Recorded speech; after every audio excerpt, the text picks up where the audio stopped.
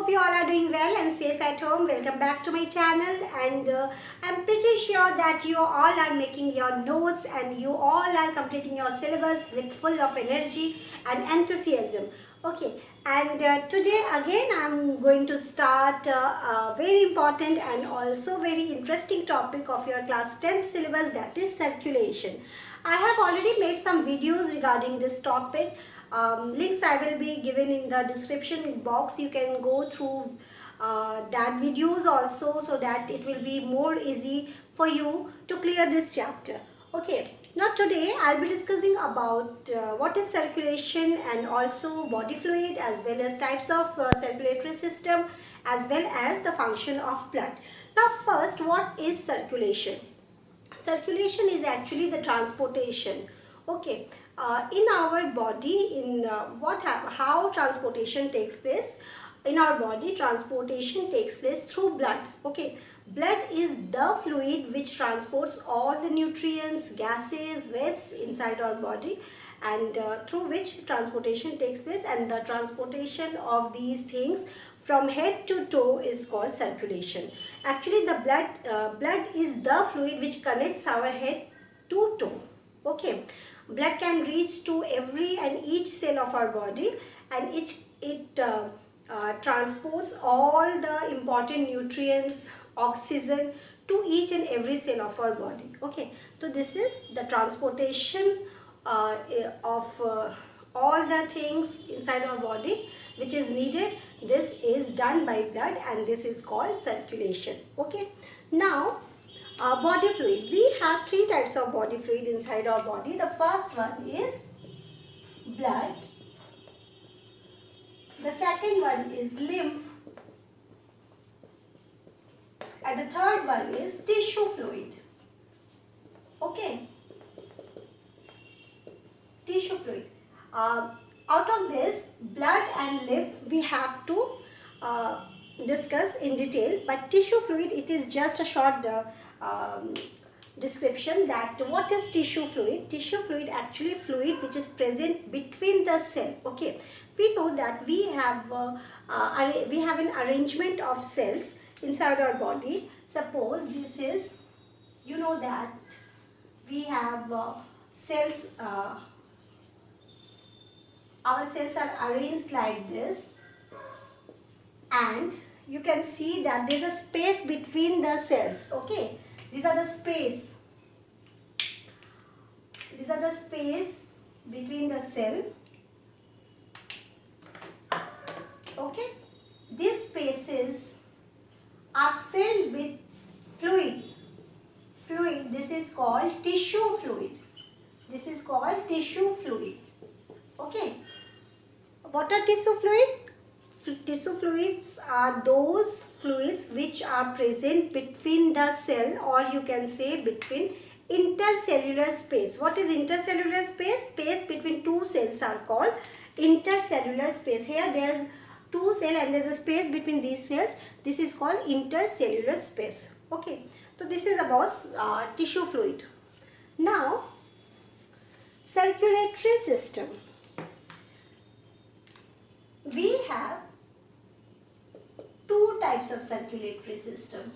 Okay,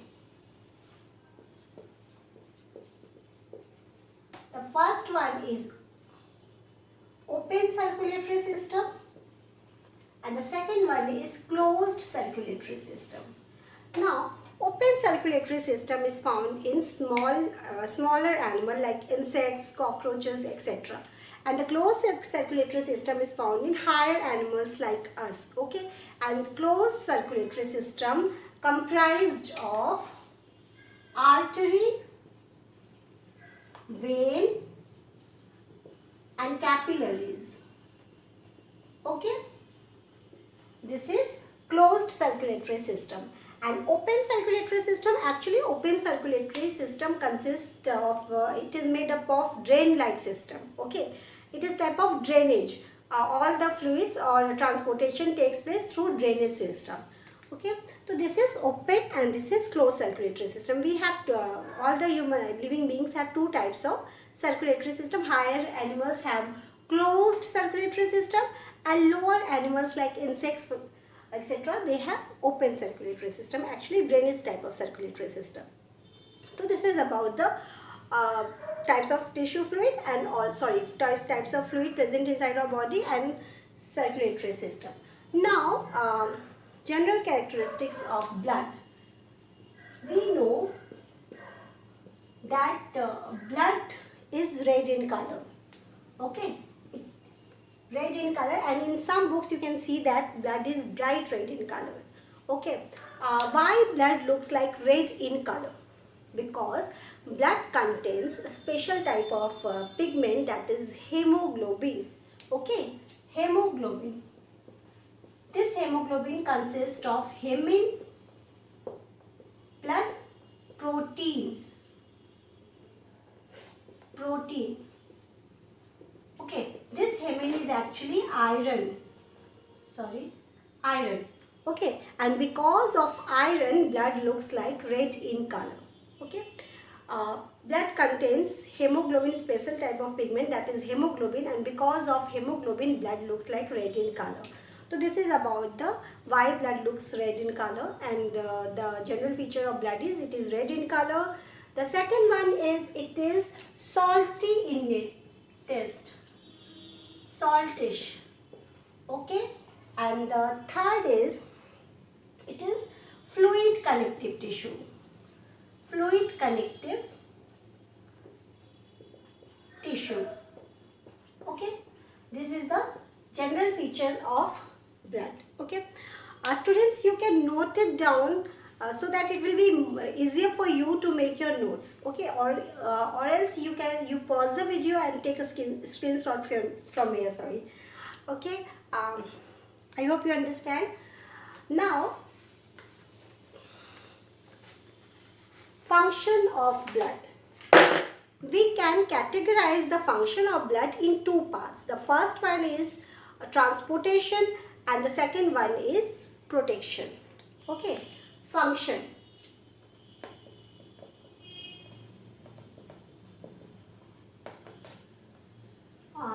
The first part is transportation.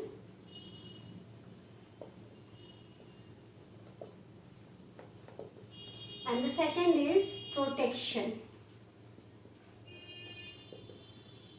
You can categorize the function of blood in two parts, two categories.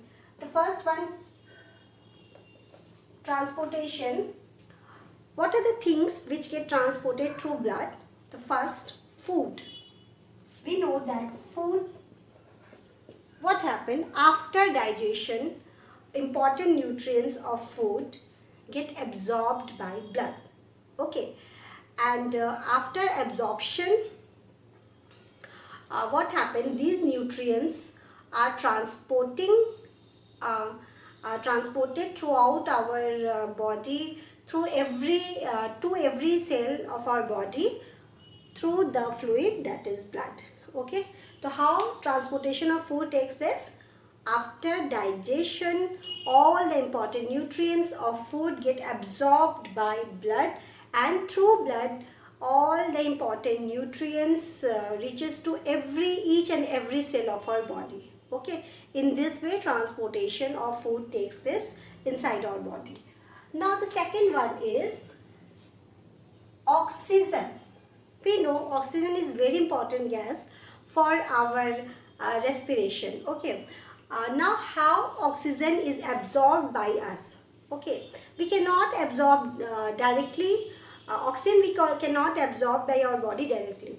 Actually, what happened, as we inhale oxygen, it get combined with hemoglobin, okay, which is present inside our blood, and when it combined with hemoglobin, it forms oxyhemoglobin. Oxyhemoglobin. Okay, it forms oxyhemoglobin, and this oxyhemoglobin, after absorption, it get transported to each and every cell, and after cellular respiration, when oxygen reaches to every cell for cellular respiration, after cellular respiration, what happened? Carbon dioxide produced. Okay, now this carbon dioxide, when comes in contact with blood, when it get combined with blood, again carbon dioxide combined with carbon hemoglobin present in blood. Okay, what happened after for cellular respiration, carboxy hemoglobin reaches to each and every cell for cellular respiration, and after cellular respiration exchange of gases takes place. Carbon dioxide produced after respiration, and this produced carbon dioxide get combined with hemoglobin, and after combining it forms carb amino hemoglobin. Okay, now this carb amino hemoglobin reaches to lungs, and from lungs it get exhaled through our nose. This is the another process. I have already made this video for this exhalation and inhalation, that is respiration. You can go to my channel and you can see all the videos made by me from there, and go through that videos because all the videos, most probably all the videos are related to your class 10th syllabus. Okay, now carb amino hemoglobin, that is the transportation of gases, how transportation of gases takes place through blood. Now the next is waste. After absorption, after digestion, important nutrients get absorbed by your body, but after that some toxic products which are not good for our health, it is again transported to kidney through blood. Okay, and from kidney it get removed from our body, okay, by ultrafiltration and filtration method, and nephron is the part which plays an important role for the filtration of waste. Okay, and after filtration important substance again reabsorbed through nephron and again reabsorbed by blood. So this is how waste, gases, nutrients are absorbed or transported inside our body through blood. Now the next function, protection.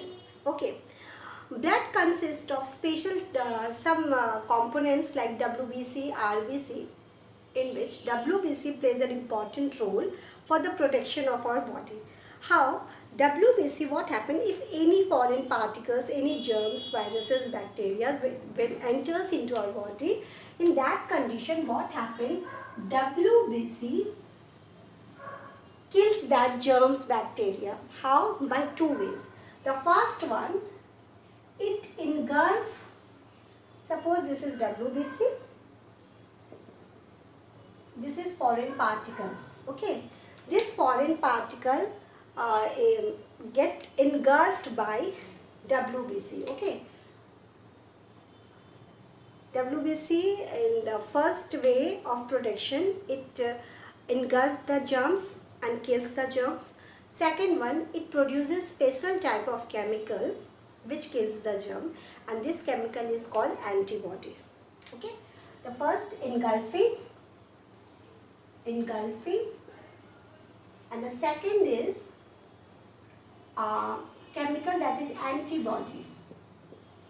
Okay, these are the two ways how blood protects our body. First, WBC engulf the bacteria, germs, viruses, any foreign particles, and the second is it produces a special type of chemical, that is antibody. This antibody fights with the germs and kills the germs. Okay, this is how blood plays an important role for protection of our body. Okay, now the next function is blood also maintains the temperature of our body.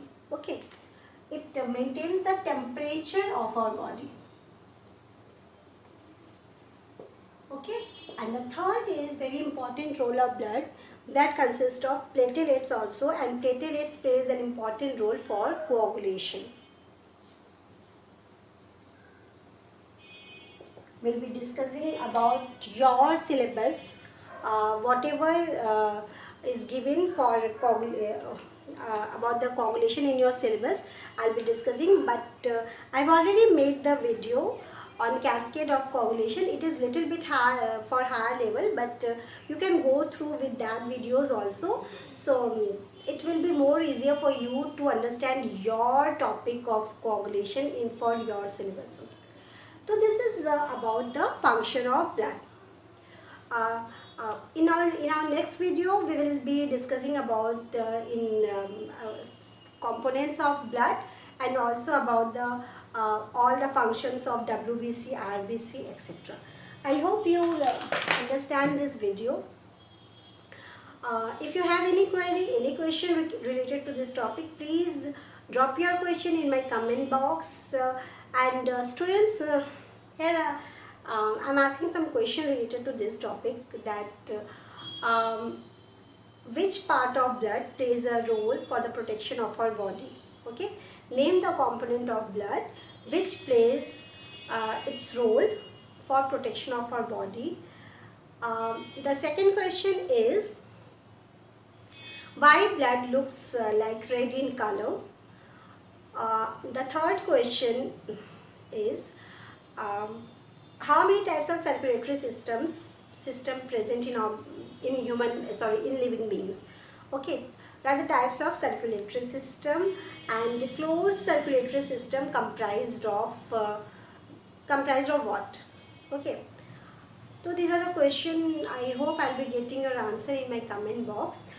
If you like this video, please give your valuable feedback in my comment box. And till then, please read the books,